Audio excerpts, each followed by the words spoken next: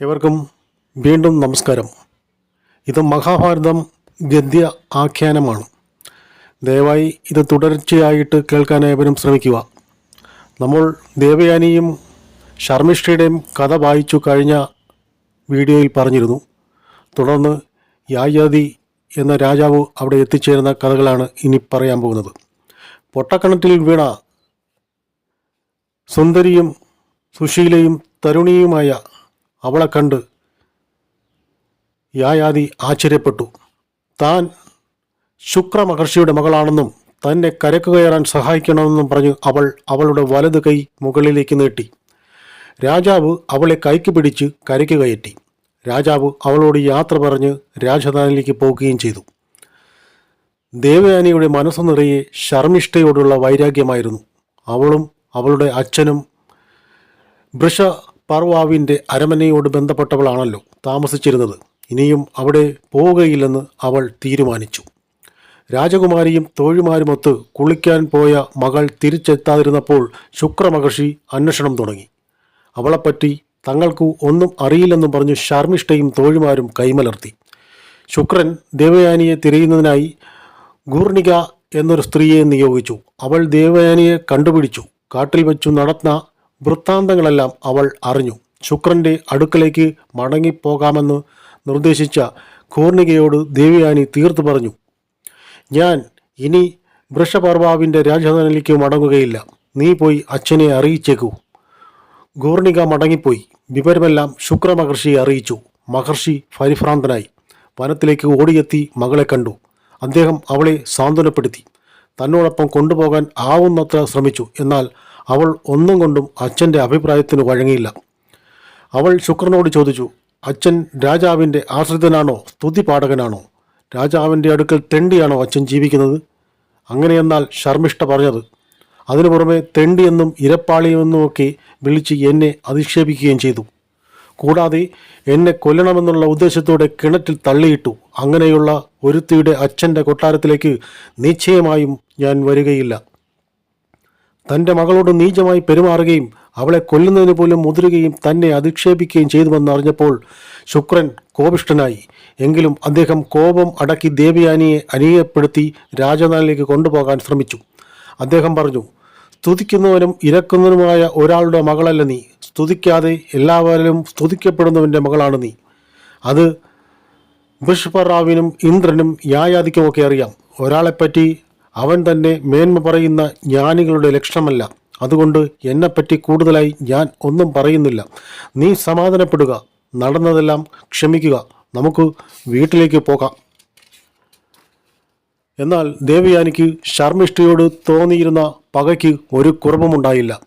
ശുക്രൻ തുടർന്നു, മകളെ, മറ്റുള്ളവർ പറയുന്ന അസത്യമായ ആക്ഷേപങ്ങൾ കേട്ടിട്ടും ഒന്നും മിണ്ടാതെ ജീവിക്കുന്നവൻ ലോകത്തെ കീഴടക്കും.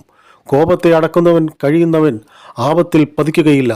ദേവയാനി പറഞ്ഞു, അച്ഛൻ പറയുന്നത് ശരിയാണ്, അതെനിക്കറിയാം. എന്നാൽ ശ്രേയസ് ആഗ്രഹിക്കുന്നവൻ ദുർസംസർഗം ചെയ്യുവാൻ പാടില്ലെന്നു ഉണ്ടല്ലോ. ശർമ്മിഷ്ഠ ദുഷ്ടയാണ്. അവളുമായുള്ള സംസർഗം എനിക്കിഷ്ടമല്ല.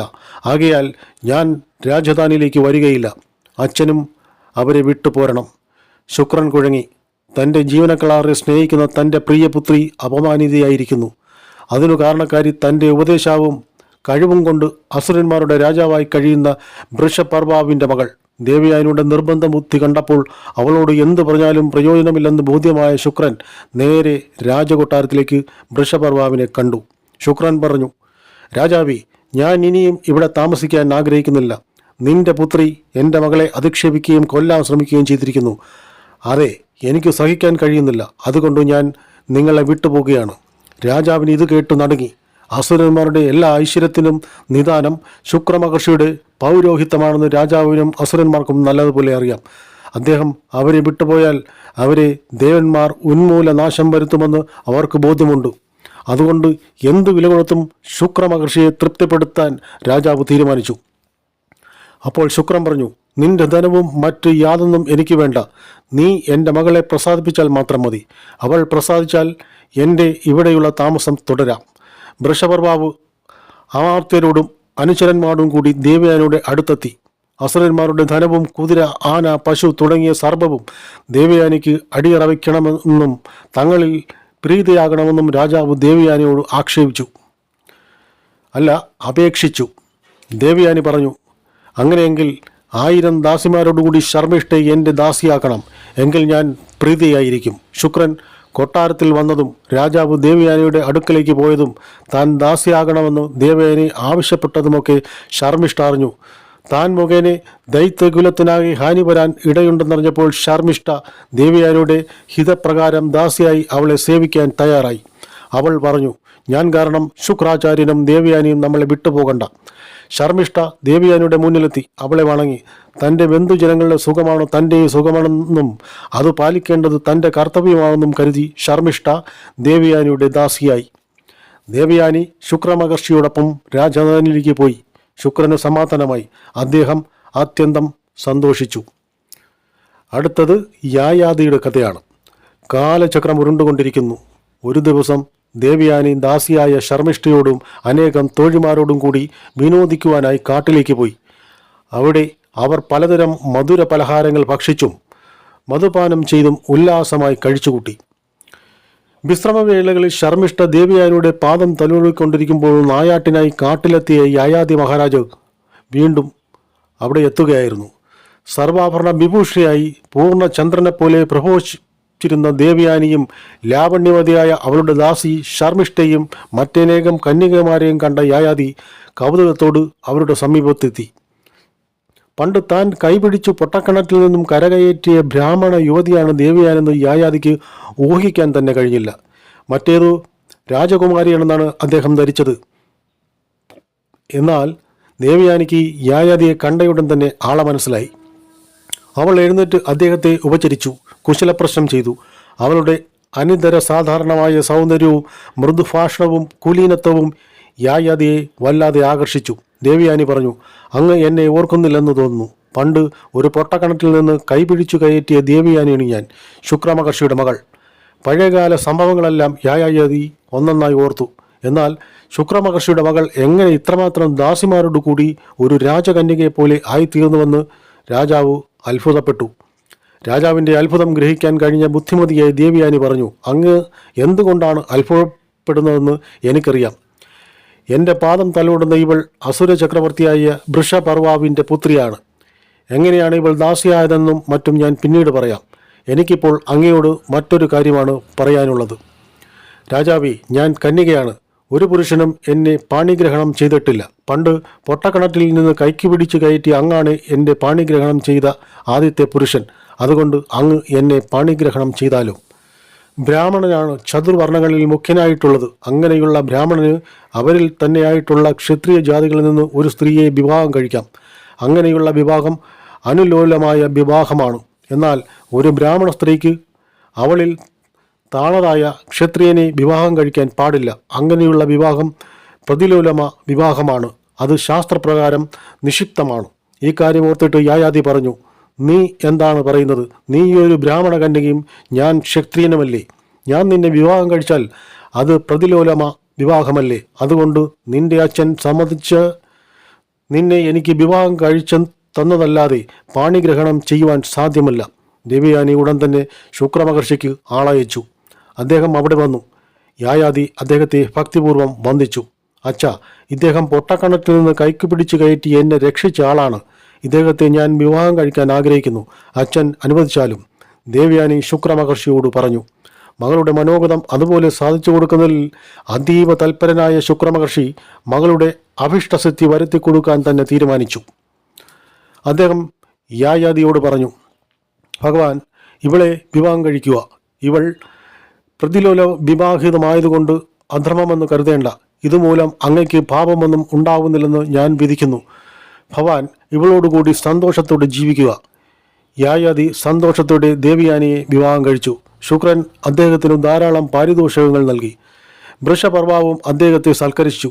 ദേവയാനിയോടും 2000 കന്യകമാരോടും ശർമ്മിഷ്ഠയോടും യായാതി സ്വന്തം രാജധാനിയിലേക്ക് പോയി. ദേവയാനി യായാതിയുടെ പട്ടമഹിഷിയായി രാജകൊട്ടാരത്തിൽ പാർത്തു. ദേവയാനിയുടെ ദാസിയായിട്ടാണ് കൂടെ വരുന്നതെങ്കിലും രാജകുമാരി എന്ന നിലയിൽ അവളെ മാനിക്കണമെന്നും എന്നാൽ അവളോട് യാതൊരു വിധത്തിലുള്ള സഹവാസവും പാടില്ലെന്നും ശുക്രൻ പ്രത്യേകം നിഷ്കർഷിച്ചിരുന്നു. ശർമ്മിഷ്ഠ ഒരു പ്രത്യേക മന്ദിരത്തിൽ രാജപുത്രിക്ക് അനുയോജ്യമായ വിധത്തിൽ യായാതി താമസിപ്പിച്ചു. ദേവയാനിക്ക് 2 പുത്രന്മാരുണ്ടായി. യദുവെന്നും തുർസവുമെന്നുമായിരുന്നു അവരുടെ പേര്. എന്നാൽ ഇതിനിടയ്ക്ക് യയാതി ശർമ്മിഷ്ഠയെ രഹസ്യമായി സന്ദർശിക്കുകയും അവളെയും തൻ്റെ ഭാര്യയായി സ്വീകരിക്കുകയും ചെയ്തു. ശർമ്മിഷ്ഠയ്ക്ക് ദ്രുഹു, അനു, പുരു എന്നിങ്ങനെ 3 പുത്രന്മാരുണ്ടായി. ഈ കാര്യമൊന്നും ദേവയാനി അറിഞ്ഞിരുന്നില്ല. ഒരു ദിവസം യായാതിയും ദേവയാനിയും കൂടി വിനോദിക്കുവാനായി കൊട്ടാരത്തിലെ ഒരു പൂങ്കാവനത്തിൽ പോയി. അവിടെ യാദൃച്ഛികമായി ശർമ്മിഷ്ഠയുടെ 3 പുത്രന്മാരും കളിച്ചു കൊണ്ടിരിക്കുകയായിരുന്നു. ദേവയാനി കുട്ടികളെ കണ്ടു. രാജകുമാരന്മാർ പോലെ കോമളന്മാരായ കുട്ടികളെ സമീപിച്ച് അവരുടെ അച്ഛനാരാണെന്ന് ദേവയാനി തിരക്കി. അവരുടെ സമീപത്ത് നിന്നിരുന്ന യയാതിയെ ചൂണ്ടിക്കാണിച്ചുകൊണ്ട് അദ്ദേഹം തങ്ങളുടെ പിതാവാണെന്നും തങ്ങൾ ശർമ്മിഷ്ഠയുടെ പുത്രന്മാരാണെന്നും അവർ ദേവയാനിയെ അറിയിച്ചു. രാജാവ് പരിങ്ങി. അദ്ദേഹം ലജ്ജിച്ചു. തൻ്റെ അടുത്തേക്ക് ഓടിയെത്തിയ കുട്ടികളെ ദേവയാനി ഭയന്ന് അദ്ദേഹം ലാളിക്കാൻ മുതിർന്നില്ല. എങ്കിലും ദേവയാനിക്ക് കാര്യമെല്ലാം മനസ്സിലായി. യായാതിയും ശർമ്മിഷ്ഠയും കൂടെ തന്നെ വഞ്ചിച്ചുവെന്ന് അവൾ കരുതി. അവൾ കോപിഷ്ഠിയായി. ഇനിയും യായാതിയുടെ കൂടെ താമസിക്കുകയില്ലെന്ന് പറഞ്ഞ് അവൾ നേരെ ശുക്രമഹർഷിയുടെ അടുക്കലെത്തി. യായാതിയും അവളെ പിന്തുടർന്നു. ശുക്രമഹർഷിയുടെ അടുക്കലെത്തി ഭയഭക്തി ബഹുമാനത്തോടെ വന്നു ചേർന്നു. ദേവയാനി കണ്ണീരോടെ യായാതി തന്നെ വഞ്ചിച്ചുവെന്നും അദ്ദേഹത്തിന് ശർമ്മിഷ്ഠയിൽ 3 പുത്രന്മാരുണ്ടെന്നും അറിയിച്ചു. ശുക്രന് ദേവയാനിയുടെ കണ്ണീർ കണ്ടപ്പോൾ യായാതിയോട് ഒടുങ്ങാത്ത അമർഷമുണ്ടായി. അദ്ദേഹം പറഞ്ഞു, നീ ചതിയനാണ്. നീ അധർമ്മം പ്രവർത്തിച്ചിരിക്കുന്നു. അതുകൊണ്ട് നിനക്ക് നിന്റെ യൗവനം പോയി ജരാനര ബാധിച്ച് വാർദ്ധക്യം ഭവിക്കട്ടെ. ശാപമേറ്റ യയാതി ദുഃഖിതനായി. തനിക്ക് ശാപമോക്ഷം നൽകണമെന്ന് ശുക്രമഹർഷിയോട് അപേക്ഷിച്ചു. യയാതിയോട് അലിവ് തോന്നിയ മഹർഷി പുത്രന്മാരിൽ ആരെങ്കിലും തയ്യാറാവുന്ന പക്ഷം രാജാവിൻ്റെ വാർദ്ധക്യത്തെ അങ്ങോട്ടും പുത്രൻ്റെ യൗവനത്തെ ഇങ്ങോട്ടും കൈമാറ്റം ചെയ്യാനുള്ള ശക്തി കൊടുത്തു. യയാതി ജരാനര ബാധിച്ച് വൃദ്ധനായി. രാജധാനിയിൽ മടങ്ങിയെത്തി. അദ്ദേഹത്തിൻ്റെ പുത്രന്മാരെല്ലാം വിളിച്ചു വരുത്തി. തനിക്കേർപ്പെട്ട ശാപത്തെയും അതിൽ നിന്നുള്ള മോചനമാർഗത്തെയും പറ്റി അവരോട് പറഞ്ഞു. തൻ്റെ ജരാനര ഏറ്റുവാങ്ങി അവരിൽ ആരെങ്കിലും അവരുടെ യൗവനം തനിക്ക് കടം നൽകണമെന്ന് പുത്രന്മാരോട് അപേക്ഷിച്ചു. മൂത്ത പുത്രനായി യദു പറഞ്ഞു, ജര ബാധിച്ചാൽ താടിയും തലയും നരയ്ക്കും, ശക്തി ക്ഷയിക്കും, സുഖമൊക്കെ പോകും, സ്ത്രീകൾക്ക് പരിഹാസനാകും, യഥേഷ്ടം നിൽക്കുവാനോ കുടിക്കുവാനോ കഴിയില്ല. അതുകൊണ്ട് വാർദ്ധക്യം എനിക്ക് വേണ്ട. രണ്ടാമതായ തുർവസു പറഞ്ഞു, അച്ഛാ, എനിക്ക് ജരാനര ബാധിച്ച് വൃദ്ധനാവാൻ സാധ്യമല്ല. അത് കാമസൗഖ്യത്തെ കളയും, ബുദ്ധിശക്തി നശിപ്പിക്കും. മൂന്നാമനായ ദ്രുഹു പറഞ്ഞു, വൃദ്ധനായി തീർന്നാൽ പിന്നെ ഞാൻ എങ്ങനെ കുതിരസവാരി ചെയ്യുന്നത്? ആനപ്പുറത്ത് കയറാനും സാധ്യമല്ല.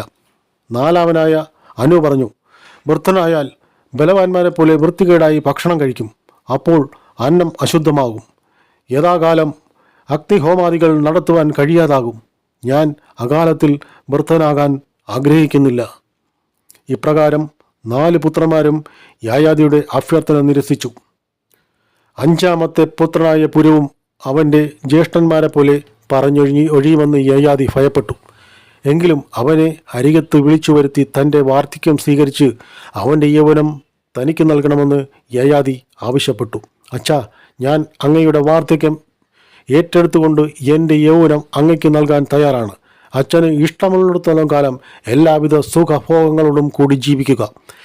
യായാതി പുരുവിൽ സംതൃപ്തനായി. അദ്ദേഹം ശുക്രനെയും അദ്ദേഹം നൽകിയ ശാപമോക്ഷത്തെയും സ്മരിച്ചു. തൽക്ഷണം അദ്ദേഹത്തിൻ്റെ ജരാനരകൾ അപ്രത്യക്ഷമായി. നഷ്ടമായ യൗവനം തിരിച്ചു കിട്ടിയ അദ്ദേഹത്തിൻ്റെ വാർദ്ധക്യം ഏറ്റുവാങ്ങിയ പുരു വൃദ്ധനായി. യായാതി പിന്നെയും വളരെ കാലം രാജ്യം ഭരിച്ചു. അദ്ദേഹത്തിൻ്റെ ഭരണം രാജ്യത്തിനും പ്രജകൾക്കും ക്ഷേമകരമായിരുന്നു. അദ്ദേഹത്തിൻ്റെ പ്രശസ്തി 3 ലോകങ്ങളിലും വ്യാപിച്ചു. അദ്ദേഹത്തിന് ഇന്ദ്രന് തുല്യമായ പദവി തന്നെ ലഭിച്ചു. വളരെ വർഷങ്ങൾ കഴിഞ്ഞപ്പോൾ അദ്ദേഹത്തിന് ജ്ഞാനോദയമുണ്ടായി. വിഷയസുഖങ്ങളിൽ ആസക്തി അല്ലെങ്കിൽ തൃഷ്ണ ഉണ്ടാകുന്ന ഒരാൾക്ക് അത് വീണ്ടും വീണ്ടും വർദ്ധിക്കുകയല്ലാതെ കുറയുകയില്ലെന്ന് അദ്ദേഹം മനസ്സിലാക്കി. തൃഷ്ണയെ നശിപ്പിക്കുകയാണ് ഒരുവൻ ജീവിത ലക്ഷ്യമായി സ്വീകരിക്കേണ്ടതെന്ന് അദ്ദേഹത്തിന് ബോധ്യമായി. യയാതി പുരുവിനെ വിളിച്ചു തൻ്റെ യൗവനം അവന് നൽകിയിട്ട് വാർദ്ധക്യം തിരിച്ചു വാങ്ങി. പുരുവിനെ രാജാവായി അഭിഷേകം ചെയ്തു. അതിനുശേഷം സംസാര സാഗരത്തിൻ്റെ മറുകര എത്തുന്നതിനായി കാട്ടിൽ പോയി തപസ് ചെയ്ത് തുടർന്നു. തപോനുഷ്ഠാനങ്ങൾ കൊണ്ട് സുഹൃതം സമ്പാദിച്ച് യഥാകാലം യായാതി സ്വർഗസ്ഥനായി. യായാതിയുടെ മൂത്രപുത്രനായ യദുവിൻ്റെ വംശപരമ്പരയാണ് യാദവന്മാർ.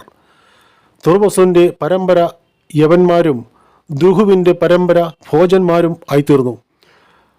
അനുവിൻ്റെ പരമ്പര മ്ലേച്ഛന്മാരായി. പുരുവിൻ്റെ പരമ്പരയാണ് പുരുവംശം. ഈ പരമ്പരയിൽ പ്രശസ്തമായ പല രാജാക്കന്മാരും ഉണ്ടാവുകയും പുരുവംശത്തിൻ്റെ ശക്തി പാരാകെ പരക്കുകയും ചെയ്തു. ഇതാണ് യായാതിയുടെ കഥ. പുരുവംശ പരമ്പരയിലുണ്ടായ പ്രശസ്തനായ രാജാവാണ് മഹാവിഷൻ. ഇദ്ദേഹം കർമാനുഷ്ഠങ്ങളോടും മറ്റും കൊണ്ട് സ്വർഗത്തിലെത്തിയെങ്കിലും ബ്രഹ്മാവിൻ്റെ ശാപം മൂലം ഭരതവംശത്തിൻ്റെ പരമ്പരയിൽ പ്രദീപൻ്റെ പുത്രനായി ജനിച്ചു. ആ പുത്രനാണ് ഭീഷ്മരുടെ പിതാവും കൗരവ പാണ്ഡവരുടെ പ്രതിമഹനുമായി തീർന്ന ശന്തനു മഹാരാജാവ്. ഭരത ചക്രവർത്തിയായ ദുഷ്യന്തൻ്റെ പുത്രൻ ഭരതന് കാശി രാജാവിൻ്റെ മകളായ സുനന്ദ ഉൾപ്പെടെ 3 ഭാര്യമാരുണ്ടായിരുന്നു. അവരിലെല്ലാം പുത്രന്മാർ ജനിച്ചു. എന്നാൽ വിധിഭൈരുദ്ധ്യം കൊണ്ട് പുത്രന്മാരെല്ലാം അദ്ദേഹത്തിനെതിരായി തീർന്നു. പുത്രവിദ്വേഷം കൊണ്ട് തങ്ങളെ രാജാവ് വെറുക്കുമെന്ന് ഭയന്ന് രാജ്ഞിമാർ 3 പേരും കൂടി പുത്രന്മാരെയെല്ലാം വിഷം കൊടുത്തു കൊന്നു. സുനന്ദയായിരുന്നു രാജാവിൻ്റെ പട്ടമകക്ഷി. പുത്രലാഭത്തിനു വേണ്ടി രാജാവ് ഒരു യാഗം നടത്തി. അതിൻ്റെ ഫലമായി സുനന്ദയിൽ അദ്ദേഹത്തിനൊരു പുത്രൻ ജനിച്ചു. മകന് ഭൂമന്യു എന്നു പേരിട്ടു. ഓമനിച്ചു വളർത്തി. ഭരതൻ്റെ മരണശേഷം ഭൂമന്യു രാജാവായി. അദ്ദേഹം പ്രശസ്തനായി. ദാഹർദ രാജപുത്രിയായ സുവർണയായിരുന്നു അദ്ദേഹത്തിൻ്റെ പത്നി. അവരുടെ പുത്രനായ സുഹോത്രൻ ജനിച്ചു. അദ്ദേഹവും പ്രജാക്ഷേമ തൽപരനായി പ്രശസ്തനായി. അദ്ദേഹം ഇക്ഷകുല രാജവംശനായ ജയന്തിയെ വിവാഹം കഴിച്ചു. അവരുടെ പുത്രനാണ് ഹസ്തി. ഹസ്തിനപുരം എന്ന പ്രസിദ്ധ നഗരം നിർമ്മിച്ചത് ഇദ്ദേഹമാണ്. ഹസ്തി നിർമ്മിച്ച പുരം ആയതുകൊണ്ട് ഹസ്തിനപുരം എന്ന പേരുണ്ടായത്.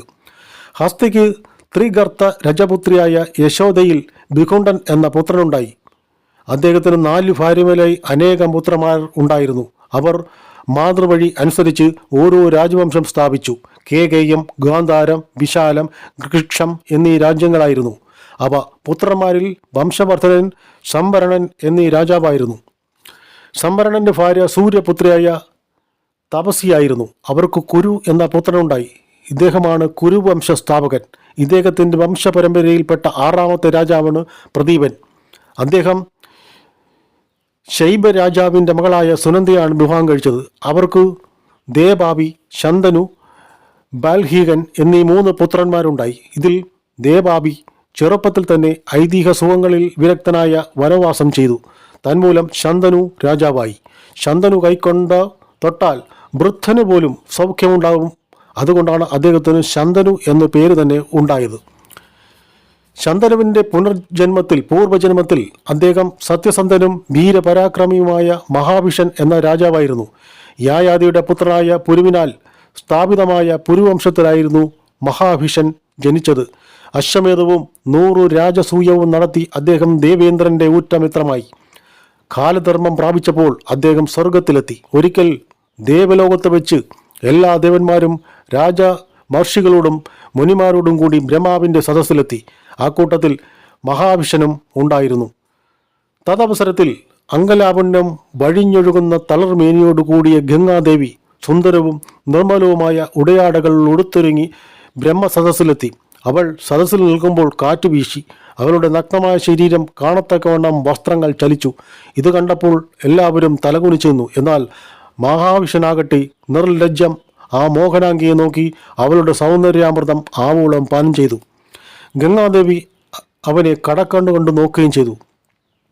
മഹാവിഷൻ്റെയും ഗംഗാദേവിയുടെയും പ്രവൃത്തി ബ്രഹ്മാവിന് ഇഷ്ടപ്പെട്ടില്ല. നീ ഇപ്പോഴും സുഖാസ്തകനാണ്. ഒരിക്കൽ കൂടി മർത്യനായി ജനിച്ച് സുഖം അനുഭവിച്ചിട്ട് ഇങ്ങോട്ട് വന്നാൽ മതി. ബ്രഹ്മാവ് മഹാവിഷനെ ശപിച്ചു. അദ്ദേഹം ഗംഗാദേവിയോട് പറഞ്ഞു, ഇവൻ മർത്യനായി ജനിക്കുമ്പോൾ ഇവൻ്റെ പത്നിയായിരിക്കത്തവണ്ണം നീ ഭൂമിയിൽ ജനിക്കുക. അവന് നിന്നോട് കോപമുണ്ടാകുമ്പോൾ നിനക്ക് ശാപമോക്ഷം ലഭിക്കും. അപ്പോൾ നിനക്ക് തിരികെ പോരാം. മഹാവിഷനും ഗംഗയും ഒരുപോലെ ദുഃഖിച്ചു. ശാപം അനുഭവിക്കാതെ നിവൃത്തിയില്ലെന്ന് അവർക്കറിയാമായിരുന്നു. മഹാവിഷൻ ആലോചിച്ചു, ഞാൻ എവിടെ ആരുടെ പുത്രനായിട്ടാണ് ജനിക്കേണ്ടത്? കുരുവംശത്തിൽപ്പെട്ട പ്രദീപൻ എന്ന രാജാവ് സർവസമ്മതനും ജപത്തിലും ധ്യാനത്തിനും തൽപരനും ആയിരിക്കുന്നു. അദ്ദേഹത്തിൻ്റെ പുത്രനായി ജനിക്കാൻ മഹാവിഷൻ ആഗ്രഹിച്ചു. അങ്ങനെയാണ് മഹാവിഷൻ പ്രദീപൻ്റെ 2ാമത്തെ പുത്രനായി ജനിച്ചത്. നായാട്ടിൽ കമ്പമുണ്ടായിരുന്ന ശന്തനു അതിനായി പലപ്പോഴും വനത്തിൽ സഞ്ചരിക്കുമായിരുന്നു. ഒരു ദിവസം നായാട്ടിനിടയിൽ അദ്ദേഹം ഗംഗാതീരത്തെത്തി. അപ്പോൾ സർവാംഗ സുന്ദരിയായ ഒരു ലനനാമണി ശോഭയേറിയ വസ്ത്രങ്ങളോടുമൊടുത്ത് സർവാഭരണ വിഭൂഷണിയായി അവിടെ നിൽക്കുന്നത് കണ്ടു. മാരിവില്ലിൻ്റെ അഴകാർന്ന അവളുടെ മേനി രാജാവിൻ്റെ കണ്ണുകൾ കർപ്പൂരധാരിയായി. അവളെ എത്ര കണ്ടിട്ടും രാജാവിന് തൃപ്തി വന്നിരുന്നില്ല. അദ്ദേഹം നിർനിമേഷനായി ആ തന്നാങ്കിയെ തന്നെ നോക്കി നിന്നു. അദ്ദേഹം ഹൃദയം മലരമ്പൻ്റെ അമ്പുകളേറ്റുപോലെ വിവശമായി. മഹാരാജാവ് മന്ദം മന്ദം അവളെ സമീപിച്ചു.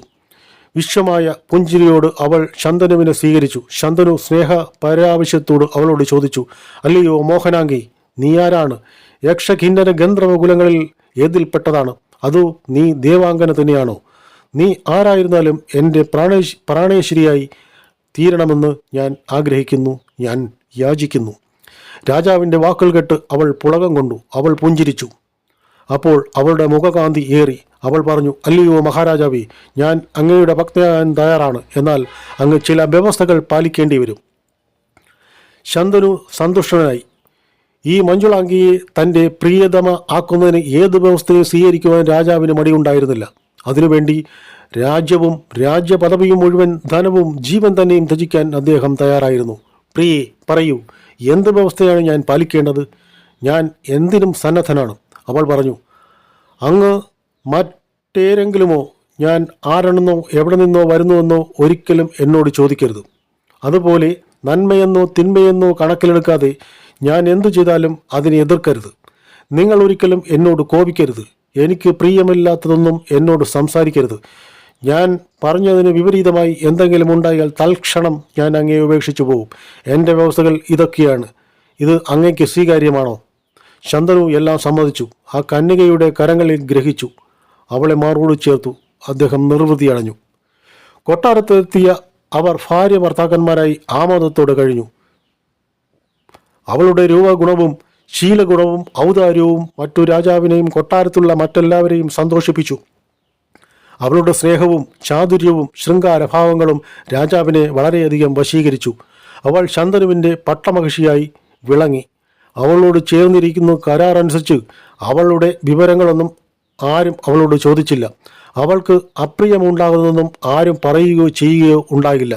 രാജാവ് ഒരിക്കലും അവളോട് കോപിച്ചതുമില്ല. ദിവസങ്ങളോളം മാസങ്ങളോളം ഋതുക്കളോളം ഓരോന്നായി കൊഴിഞ്ഞു വീണു. അവൾ ഗർഭിണിയായി യഥാകാലം പ്രസവിച്ചു.